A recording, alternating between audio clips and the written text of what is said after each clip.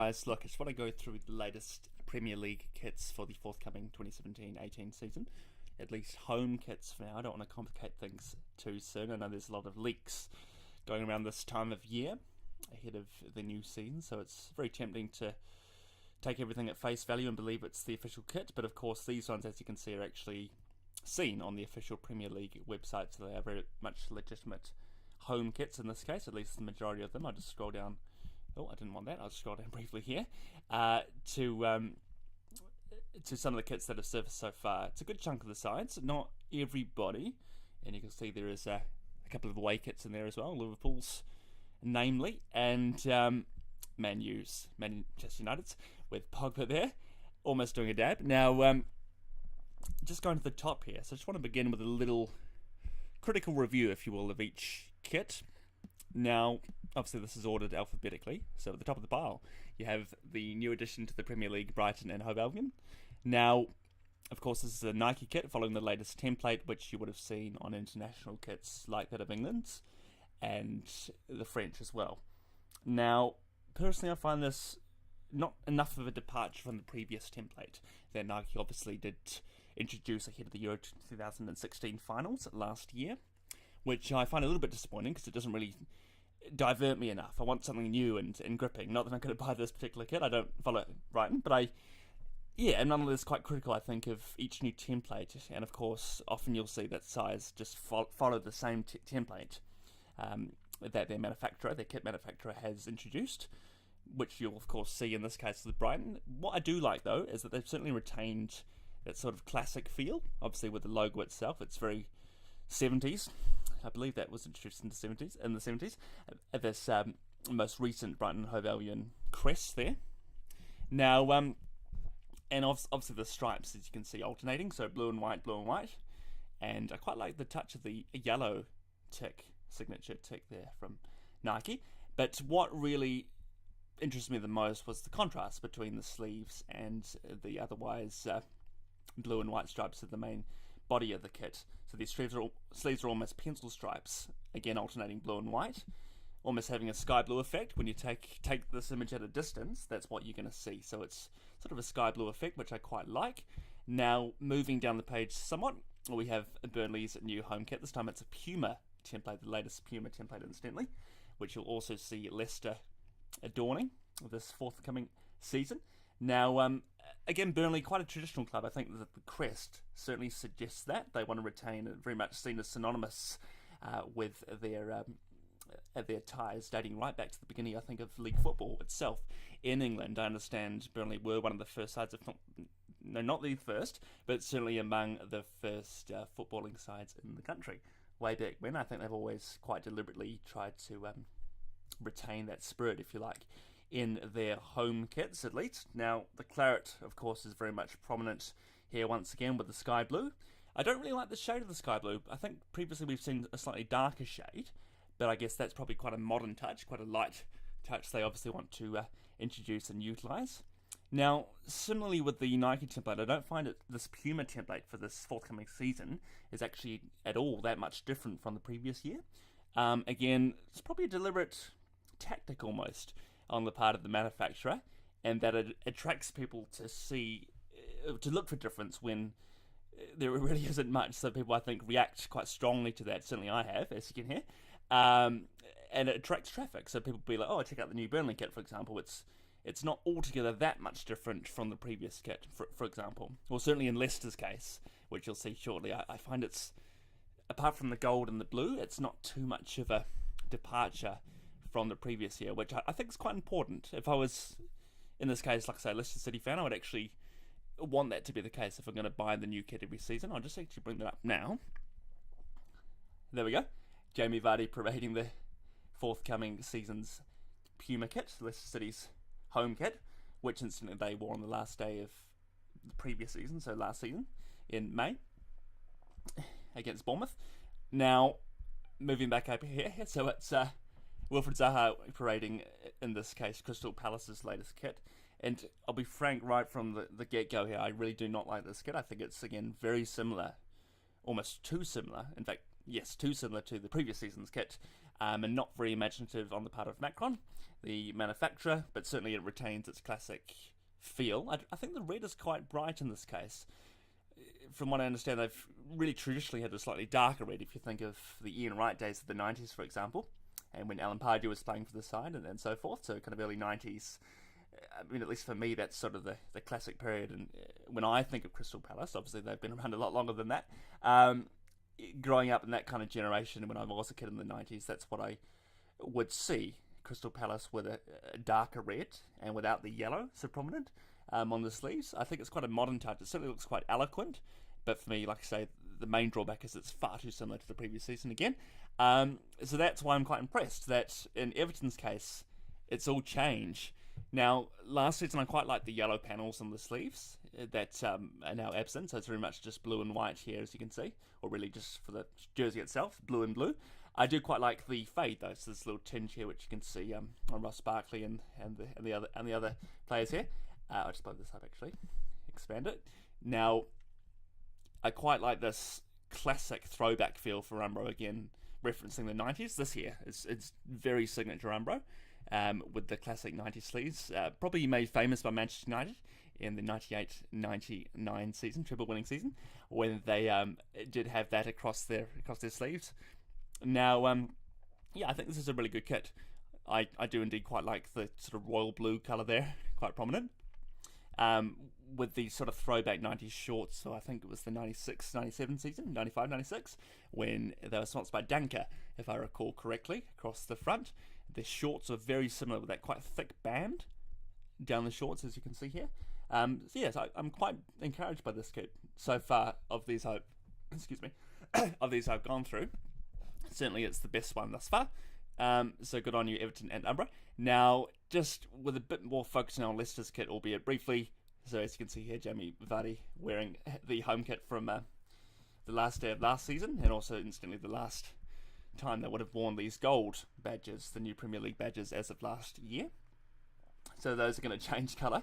But in this picture, obviously, they remain gold to match the sleeve. So, yeah, it's an interesting one. It's probably a season overdue to introduce the gold panelling on the sides of the sleeves there on Puma's part. But again, like I say, it's the same template exactly, really, as Burnley's kit from Puma. I do quite like it. I actually prefer Leicester with white shorts, though. Again, growing up, it is a little bit of a bias. I am a bit partial to the white shorts, having seen the likes of Muzzy Izzet, I believe his name was, and even Gary Rowett. Who else? Roberto Mancini actually played for Leicester for a very short stint there back in the early 2000s. And I grew accustomed, I think, to a slightly darker blue than the one you see here. I think this is quite a modern theme, having the lighter shade, albeit marginally, in the front of people's consciousness there when they associate that colour with Leicester itself. But growing up, like I say, it was definitely a darker blue, and that wasn't just the TV screens I used to watch through with less definition. They always did have a slightly darker tinge of blue, which I quite like, and of course the white shorts. So I'd like to see those come back, maybe next season. Now, moving forward onwards, this one obviously again was released at the very end of last season, I believe, first seen on the final day, as in Leicester's case, Liverpool's new home kit, which I really like. I'll be frank, if I liked Everton's, I probably like this one slightly more, marginally more, with the New Balance manufacture there, nice and visible. Now, the red is obviously the most stark characteristic, rather, based on the previous years for Liverpool. So they've typically had a lighter red in previous seasons, and obviously with the yellow touches there as well, quite prominent. So this time it's only the crest that's yellow, but the white banded sleeves and arms here, at the base of the arms, are very prominent to this little panelling, if you like, to match the collar. I really like with this little hint of a stripe there. Again, that's just a red stripe. So I believe it's deliberately trying to reference the Shankly days, the famous Shankly days for Liverpool. And certainly that tone of red, I think, is really befitting of the club and speaks to its history, or appeals to its proud tradition of success, if you will. So I think that's very much deliberate on Liverpool's part. So good work, New Balance. I do quite like this one. And again, I just wasn't too hot on the red of previous years, that sort of lighter red. This one straight away just screams almost classic Liverpool. almost referencing as well some of the 90s kits once more, and of course predating those as well, back into the 70s and 60s as well, with Liverpool's classic colours. Now, moving on swiftly, I'm not going to worry about the away kit for now, but Manchester City's new home kit, again, it's straight away befitting of Man City, really minimal. Etihad Airways still very much prominent, and the Nike tick likewise, and the traditional crest that of course they brought back in recent years. I believe after they won the title in 2012, they brought back this classic crest, which I do like. I did actually quite like the one they did have, I believe, across the latter part of the 90s and early 2000s, with the eagle, I believe it was, and a slightly darker shade of light blue as well. But again, this is excuse me, very much in keeping with the modern shade of sky blue that they're parading around, as you can see, with Raheem Sterling there front of picture. And again, referencing once more the Nike template, which, as already covered, I'm not too hot on, but I do quite like this kit.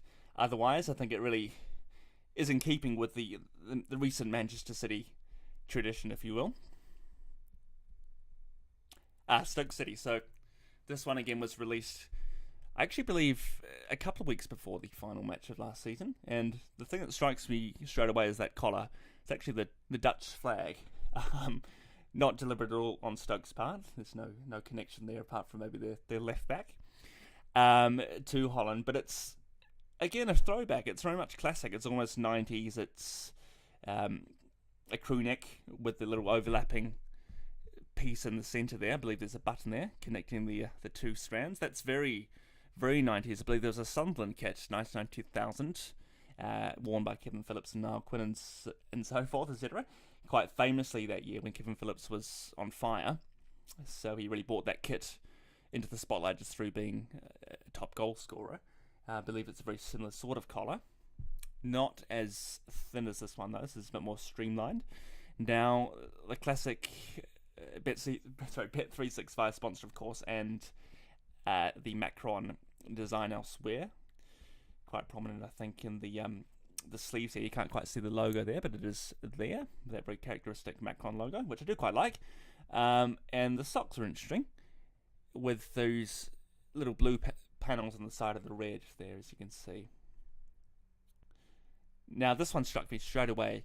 FX Pro, of course, you would have been familiar with from the Fulham Premier League heyday some years ago now. Almost, I think it was probably 6 or 7 years ago they actually first introduced a kit with that brand featured on it, that company, FX Pro. And in this case, it's quite minimal for Watford. Last season, I really didn't like their kit, and the season before that, I really didn't like that one either.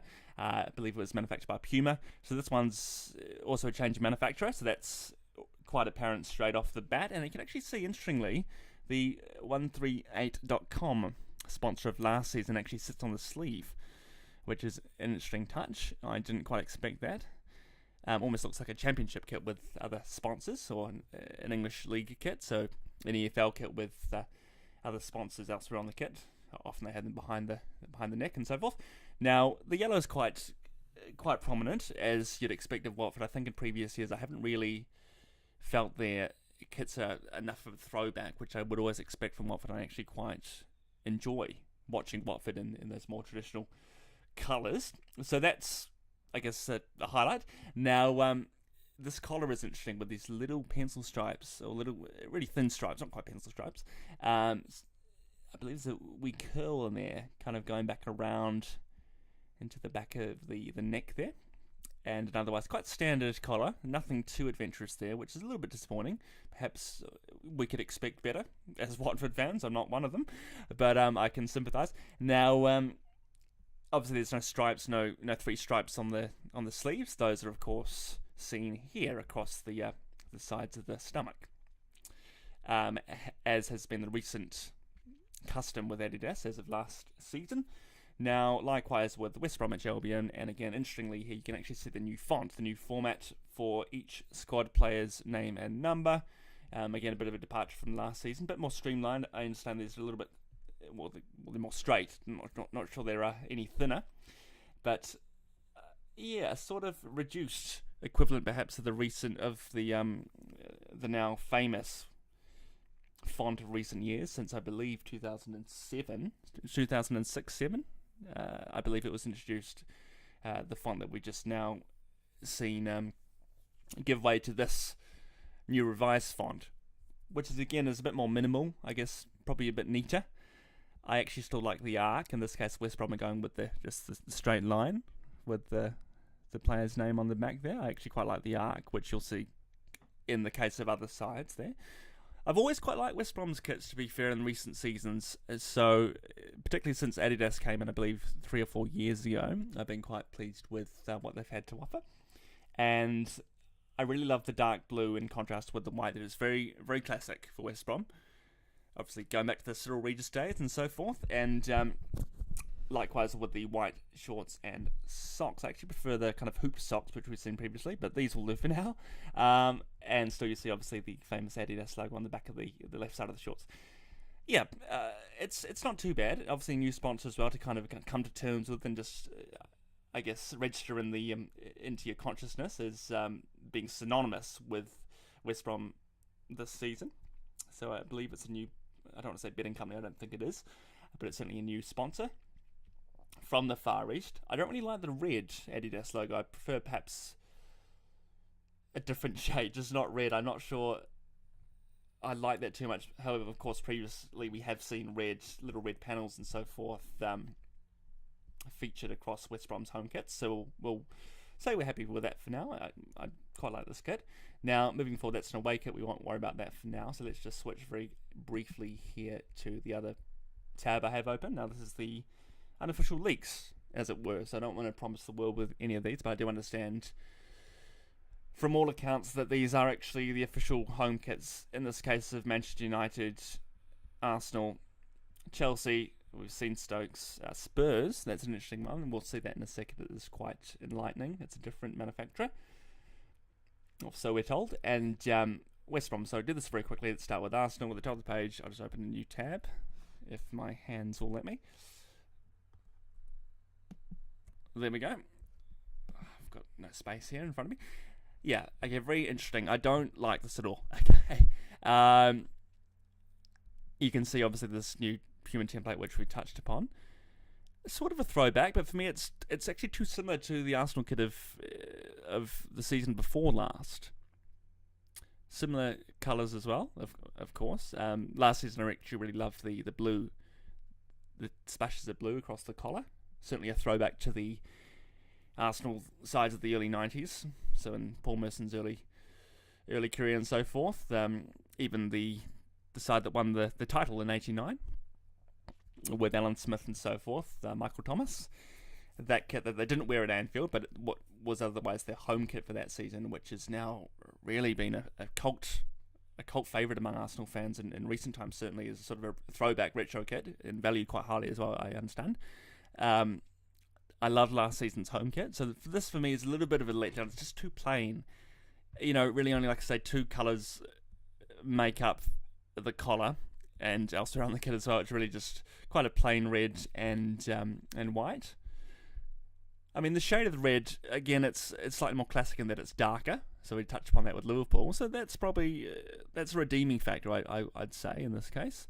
But I just find it's very plain. And again, I know it's quite deliberate, have it quite minimal, have it almost reflects the brand, have it quite minimal and therefore memorable. But certainly, this doesn't jump out at me that much. The collar isn't too bad. I understand there's a button across there as well, obviously the top button, which is probably preferable to last season's collar, actually. I think it's a bit smarter. But otherwise, yeah, not particularly sold on this new Arsenal kit, if it is indeed the one that they do wear come August. Now, what have we seen here? We've seen Manchester City's home kit, so let's just look at Manchester United's supposed home kit for the forthcoming season. Yeah, again, very similar. Now, these stripes are interesting, so we didn't see these on West Brom's kit, or indeed Watford's kit, so adorning the sleeves, at least the shoulders. But we can here, indeed, at least with this supposed rather prototype of the new kit here for Manchester United. I quite like the sleeves, though. That's certainly a throwback. And for me, as you can probably tell already, I do love a classic looking kit. So the black and the white there on the sleeves, I do quite like. And of course the crest as ever is the same. Now, moving on. Yes, now this was quite interesting. Southampton have, if I can actually get there, another deliberately classic-oriented kit, as you can see. So this is really interesting. Now, previously, when Southampton first came into the Premier League, in fact, I think specifically Pochettino's first season with the Saints, they were wearing all red. In fact, no, as well also that first Premier League season, if I do recall correctly, Ricky Lambert and so forth, Adam Lallana, particularly that fixture at Manchester City, I think they actually won, or at least drew.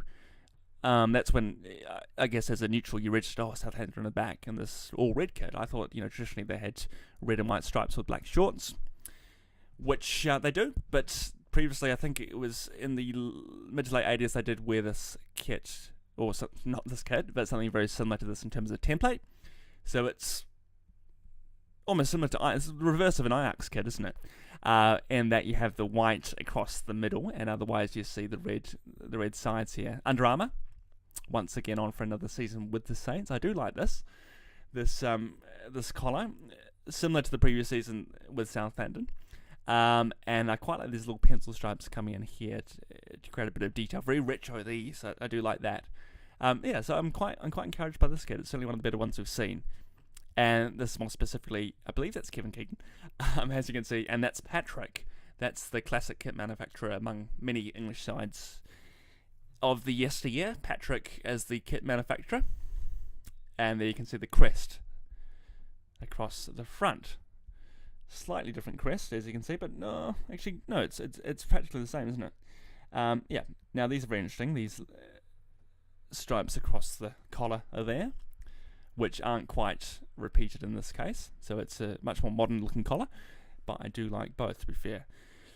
Yeah, but certainly a bit of a departure from previous Southampton kits, definitely those of the most recent seasons with Adidas, and then last season with Under Armour.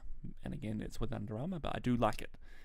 Now, we'll ignore the shorts for now, and let's just go back to our initial tab. So we've done most of these. We've just really got Chelsea and Spurs to go. And West Ham. So let's just do them all together. It might save a little bit of time here, functionally at least, with me. Oh, in fact, we'll just do it this way. Okay, so that means we start with West Ham. Now, very similar to Everton's in that the template, that throwback template, is very much front and centre. This is interesting, sort of a V, not so much collar, but a V. Oh, well, it's actually quite a classic. Well, it certainly borrows from one of the 90s kits of West Ham's. I believe it was early 90s, with that sort of V-style, I don't want to say collar, across the chest. V-style chest, let's say. But this time it's a different shade of claret, which is interesting. I think previously it was light blue across the front there, and that sort of V shape. Whereas it's claret in this case to contrast the lighter claret beneath it. Again, obviously it's with Umbro, like I say. That new West Ham crest is still very much there. I know a lot of people were at odds with that when it was introduced last season with the new stadium. But yeah, I do, like I say, love these classic panels on the sides here on the sleeves of Umbros. So very much they've come back with a bang. I think they had a bit of a hiatus a couple of years back, Umbro, but they certainly come back with their classic style kits to full effect, and I quite like this one. I think this will grow on me. It's interesting. I think a lot of kits tend to do that within a month or two of the season. You think, oh, actually, that's not a bad kit. And this, I think, is probably going to be one of them. Now, let's just have a quick zoom. Yeah, there we go. Okay, we'll move on. So, now, this is the hypothetical Chelsea kit of next season. I'm taking this with a bit of a grain of salt, although in saying that, it does follow the template, which we've seen already. But this is very plain. I don't like it. It's just me, probably, again, with my reservations about the new Nike template. It, again, doesn't offer enough. It's not visually very stimulating. Super minimal, like in the case of Man City's kit we saw previously there. And I know, like I said, that's quite deliberate, because supposedly, I'm sure they'll argue, it's seen to boost sales because people memorize the kit more. It's very streamlined. It's, I guess, quite sporty, and then it's minimal, and it suggests performance. I mean, you could argue that. I wouldn't necessarily agree. I'm a bit more nuanced with detail, and I like a kit that's been well thought out, and it's not been kind of something you might sketch overnight, as would appear the case with this kit, at least according to me. Anyway, finally, let's just move on to Spurs. Again, this is a hypothetical, well, not hypothetical, but the supposed kit for next season for Tottenham Hotspur. And again, like you can see, it once again follows the new Nike template, but this is interesting, a different type of crest. Well, the existing famous logo there of Spurs with the bird on the ball, with this crest around it, which I don't really like. I know it's supposed to be a throwback, but for me it's a little bit naff in that it's just kind of been chucked on there with this slightly different shade of grey, if my eyes don't deceive me. Likewise here with the panelling across the neck.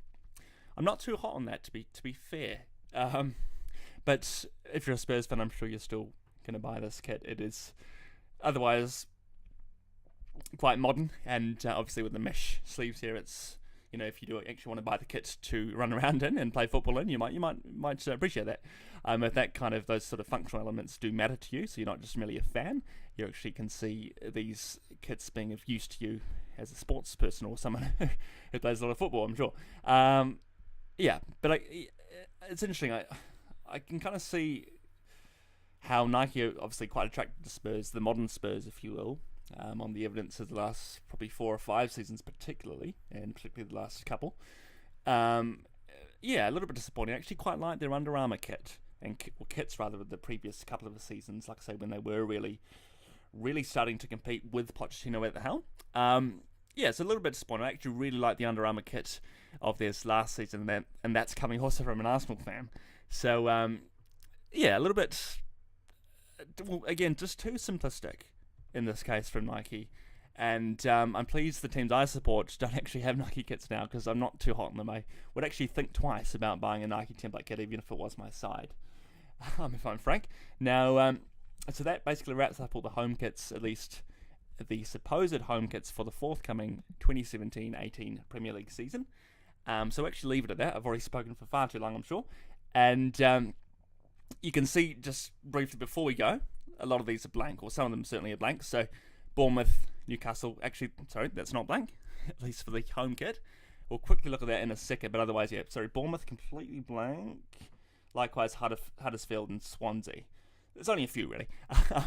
And, of course, we don't want to necessarily jump the gun on some of these tentative leaks across the league, like I say, with Man United's kit not quite be made official, and typically or traditionally they do like to wait until practically the first kick of a ball on the opening day of the new season to actually introduce that new kit, or at least in the tunnel ahead of that opening game.